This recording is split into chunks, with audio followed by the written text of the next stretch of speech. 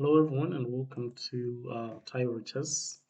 In this video I'm going to talk about how I managed to cross over 1600 on chess.com, and I googled that and it's roughly above like 83% of players.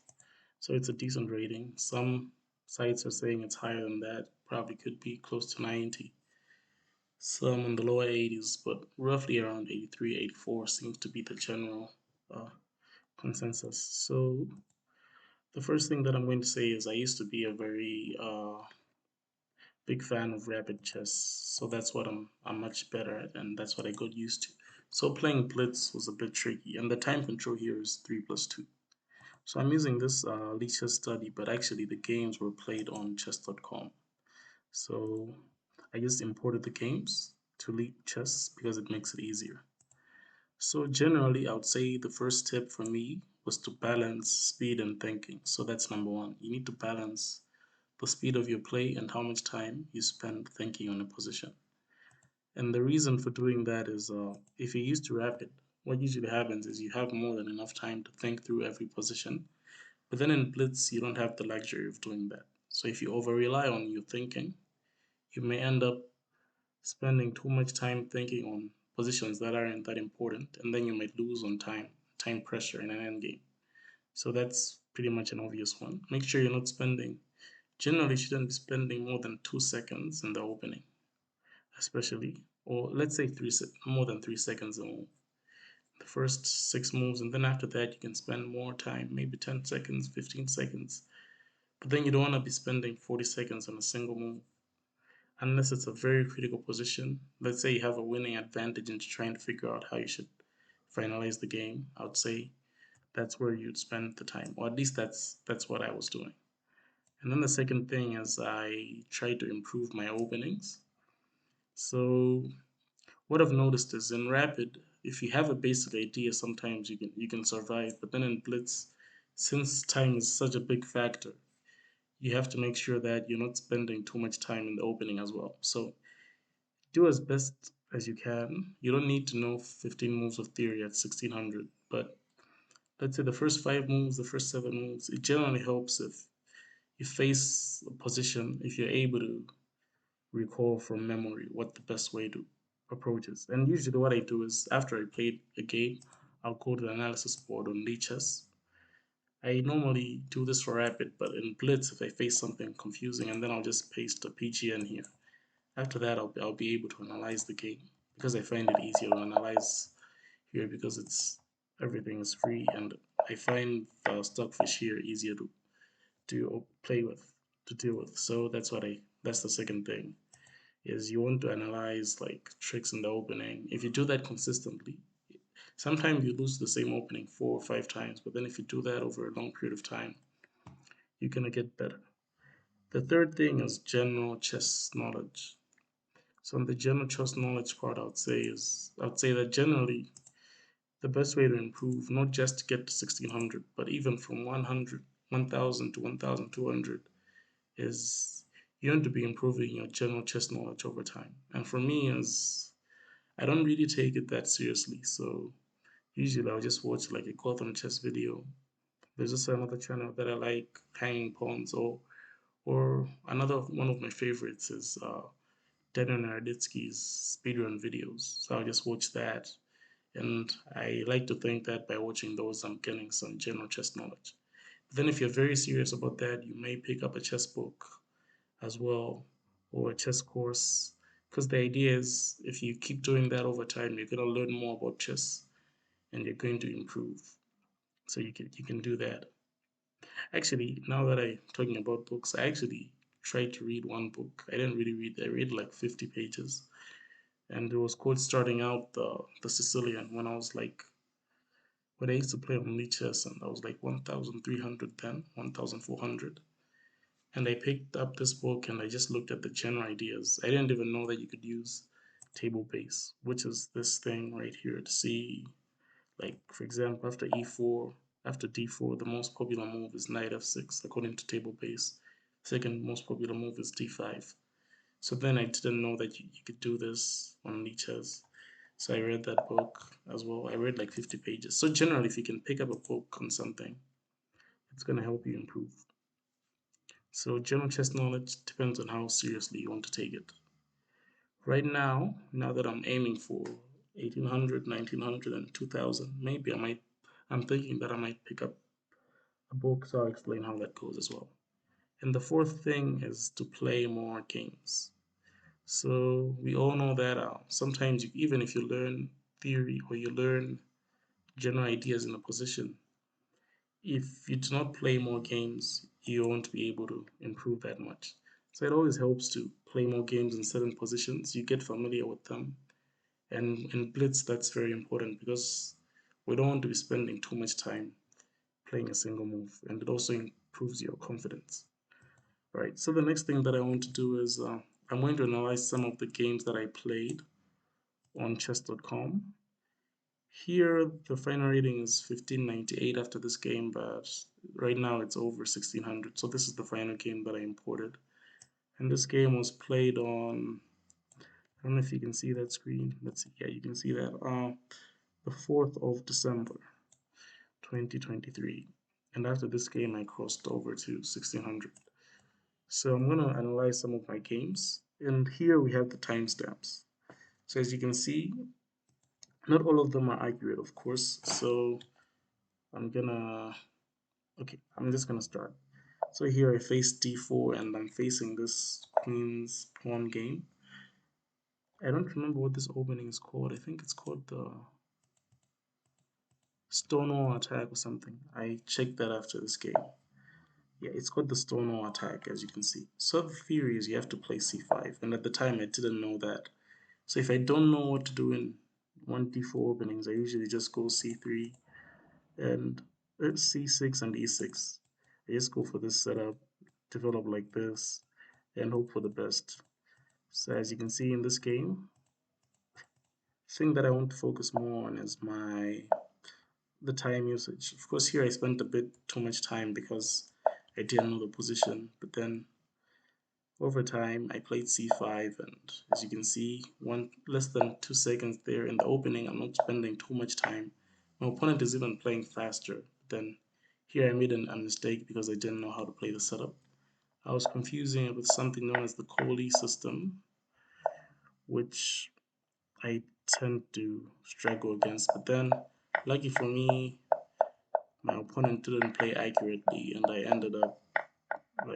ended up getting an equal position with just bishops and rooks and bishops, and this is hard to lose because we're just gonna trade off all the pawns. Even if one of us gets the passed pawn, I'm gonna use my bishop to sack. I could sack my bishop with a pawn. So this is another thing that now that I'm looking at this, another thing that I want to learn is, let's say you could pick up a book on specific positions. So for example, how do you play king versus same colored bishop endgames? So right now I'm thinking of picking up something to do with endgames. But then to get to 1600, I didn't have to do all that. So maybe let me just focus on that at the moment. So this is how we got, everything was traded and this was just a draw, right? And then I played another game against this guy. And on the openings part, you can see I normally play the Sicilian. And from experience, I know that after bishop c4, the main move is e6, but I like to play a3 because, first of all, that's what Stockfish recommends. So after playing facing this for a while, I know that that's the move. And also, it leaves my setup flexible. I could still go here. I could still go here. If my opponent decides to go for an open Sicilian, I could transpose to that. So mainly I'm a knight of player. So here my opponent played a bit inaccurately because they allowed me to grab space. And as you can see, I had a big center, and after that it wasn't so hard to convert. Well, not that I remember this game that well anyways, but then things got a bit complicated here. There were a bunch of tactics and queens were traded off, and I thought with his bishop here, it's going to be easier for me to convert these positions with the queens off the board. And as you can see, my knights were more active as well, and it was a nice little trick here. It's checkmate. So it's always cool to get a checkmate with knights. And then of course I ended up losing this And I lost this because I didn't know the opening. Looking at this now, I don't think I would play knight g5. The first thing that comes to my mind is bishop g5 here. So I don't know why I played that move. I think I was just trying to be, after winning the previous game, I was just trying to be provocative. But then I just blundered a pawn for no reason there and blundered more pieces in this game, easily losing. But then if you look at my time usage, it's decent. I'm not spending too much time or too little time. Okay, this one I spent too much time, and as you can see, I ended up losing the game. So let's look at the next game. This is another Sicilian. So in chess, it generally helps if you have one opening. As you can see, it's kind of similar to the previous one, except this is even worse for my opponent because their bishop is passive. Now I get this position, I just expand. And here I needed a breakthrough because, and from experience as well, I know that in these positions, if you just shuffle your pieces, you don't get anywhere. So if you can sacrifice a piece, a knight or a bishop, you'll be able to push these pawns. So take, takes, and just like that, I was able to push the pawns, and yeah, this is just winning because now he sacrifices that, and yeah, again, I guess that's another checkmate.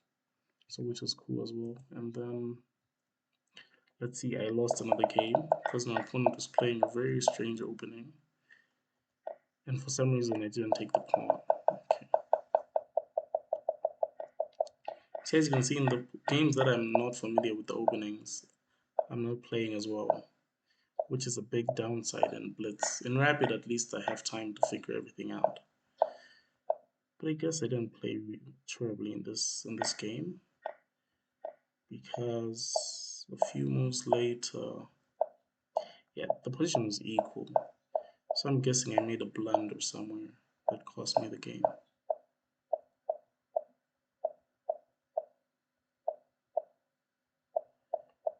Yeah, it was probably a city blunder. Yeah, I allowed his rook to infiltrate, so for some reason.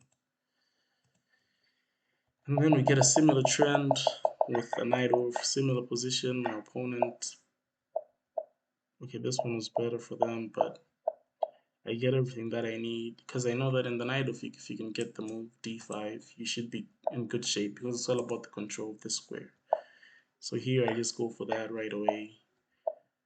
And here, I remember this game, it was very tactical and nice discovery. Check there, win the game. So know your openings, and that also helps with speed because as you can see, I'm playing relatively quickly here. I'm up on the clock this whole game, I think. Okay, or at least the gap isn't that big, which is another thing. You want to be within like 20 seconds. And then another game against this guy, wow, so it seems like we kept alternating. One of us would win and then the other one would lose. But then I want to show other games with other people. So, yeah. And I'm sure Mustafa Messi. How do you search for players on chess.com? Alright, so I just did a quick search of the player that I played against, and as you can see right now, their rating is also above 1600. So we're both below 1500, and now we're both above 1600. So I guess that's nice.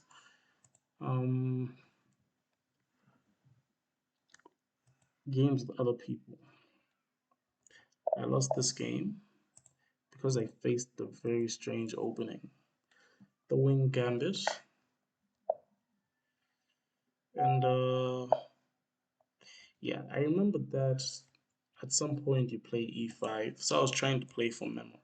So I guess another thing is if you face something strange, try to think, because the theory goes a6, then d5 here, e5 rather. So I guess I mixed up my openings. So I played e5 a bit too early. I still got a decent position, so I guess I just got outplayed in this one. But as you can see, I'm not spending too much time. I'm guessing I made a blunder because everything seems to be going well. Oh yeah, I blundered here. I blundered because of the check, and now I lose the other rook. Yeah, so it was a simple blunder. Otherwise, the game was going fine. And of course, I like to challenge people for like rematches.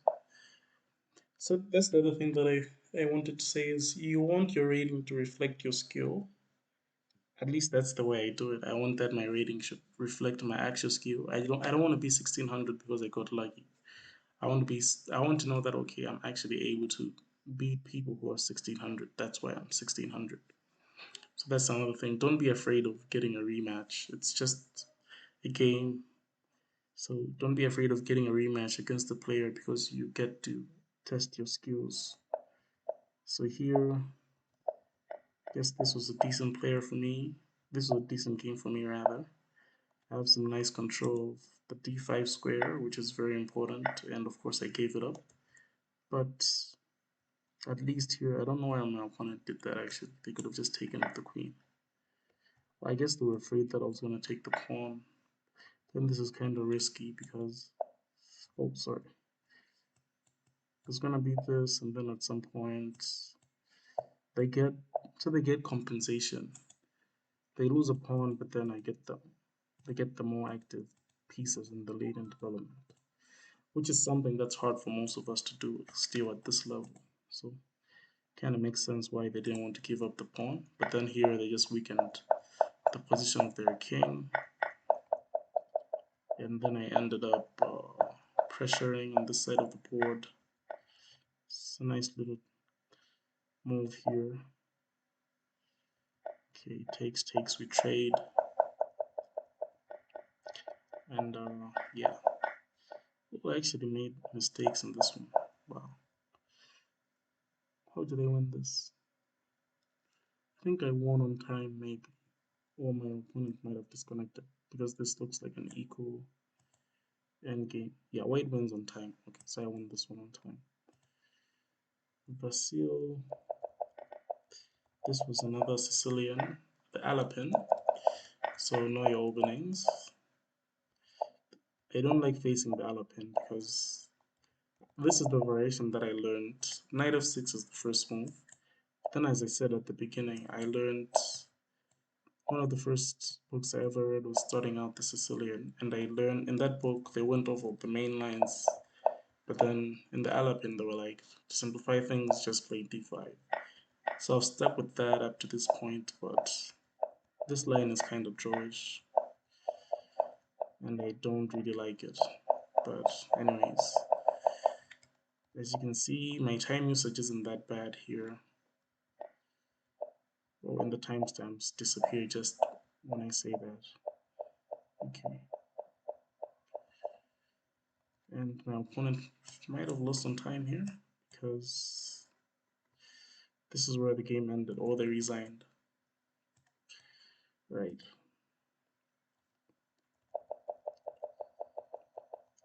This is another game of mine. Also, nice little trick here. If they don't move any of these pieces, they're getting pinned. Also, if you like to play chess on, even if you play on Lichess, because my Lichess username is Scope39. If you watch any of my videos, feel free to challenge me, or if you're trying to learn an opening, you can always message me there and be like, can you help me with this opening? Because I also like to try out openings with people who want to learn as well. So yeah, this was an interesting game. The pawn is pinned.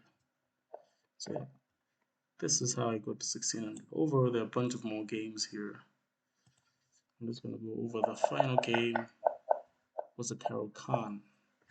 Yeah, I hate facing the Caro-Kann. On the know your openings part, for a very long time, I used to play Queen C2 here, and I don't know where I remember this move from. I think I saw this from some study a while back on Lichess. Somebody made one of those interactive studies, and the move that they were going for was Queen C2. So for a very long time, I used to think this is how you play the Caro-Kann because I'm such an amateur. in the exchange variation until I played against a friend of mine who likes playing the Caro-Kann. And then not a friend, a new friend of mine who plays the Caro-Kann. And then I wasn't getting any advantages, and then I had to learn the proper theory, and I found out that it's queen b3. So here the game's going fine. And one of the reasons why I go for the exchange is because it's one of the first ones that I learned, and it's easier to learn. Also because I tried learning the advanced variation just seems so strange to me.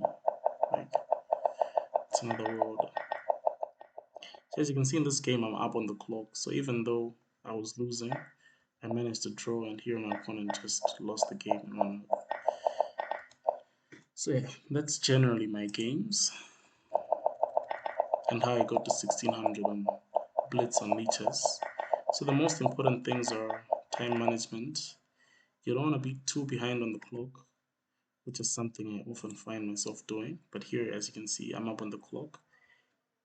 If the position seems intuitive, just go for the intuitive move. If there are two options that seem to be like give an equal position, let's say you have two options, you could either take or advance a pawn. Both moves are fine. Just pick one and stick with it. So you don't want to spend too much time. That's the first thing. The second thing is you want to improve your openings, and it also helps to learn some of the tricks in the openings that you play. That way you don't find yourself spending too much time. The third and probably the most important one is you want to improve your general chess knowledge. So like, because that's how you want to just improve at chess, right? There are no tricks to, you won't get to 1600 out of like, to get to 1600 your knowledge actually has to be on par with the knowledge of the 1600. And then the final thing is if you play more games, you learn more variations and you become better. So probably the most important one is general chess knowledge, and unfortunately for those of us who just play casual games, it's to improve a lot, you might have to spend more time on that. But then for me, I just like to learn a little bit where I can with Nerditsky videos, Gotham Chess, and a few other channels.